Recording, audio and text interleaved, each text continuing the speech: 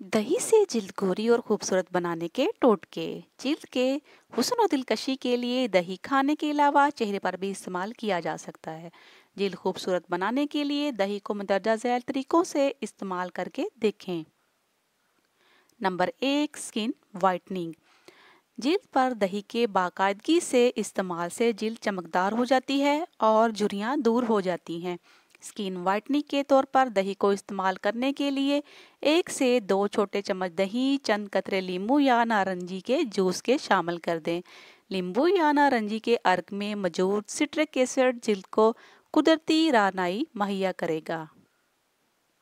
Number 2, कुदरती moisturiser.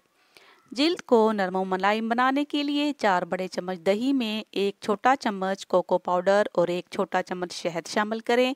अब इस मास्क को चेहरे पर 20 मिनट के लिए लगा लें, फिर हल्के गर्म पानी से चेहरा धो लें।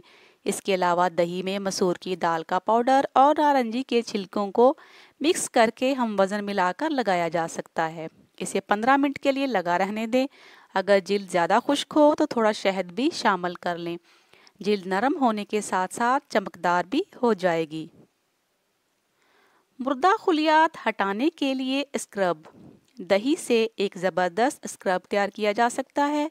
दही में मौजूद स्क्रबिंग खसूसियात की वजह से इसका मसाज करने से जिल्द के मुर्दा खुलियात साफ़ हो जाते हैं। दही में चावल का पाउडर मिलाकर गाढ़ा सा पेस्ट बना लें। इससे चेहरे पर गोलाई में मसाज करें। थोड़ी देर मसाज करने के बाद ठंडे पानी से मुंह धो लें। चावल की जगह जौ का आटा भी आप इस्तेमाल कर सकते हैं। कील मुहासे दूर करने के लिए। जिल्द से कील मुहासे ख़त्म करने के लिए सिर्फ दही भी इस्तेमाल किया जा सकता है। दही का गाढ़ा सा पेस्ट चेहरे पर लगाकर 20 मिनट के लिए छोड़ दें।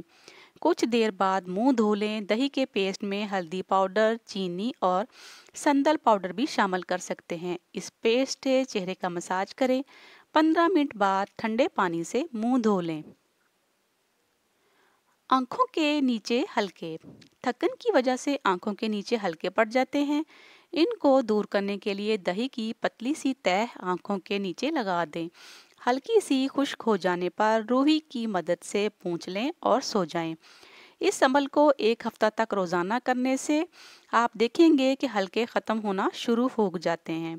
मज़ीद अच्छी वीडियोज़ के लिए हमारे चैनल को सब्सक्राइब करके साथ लगे बेल आइकन को प्रेस करें। शुक्रिया।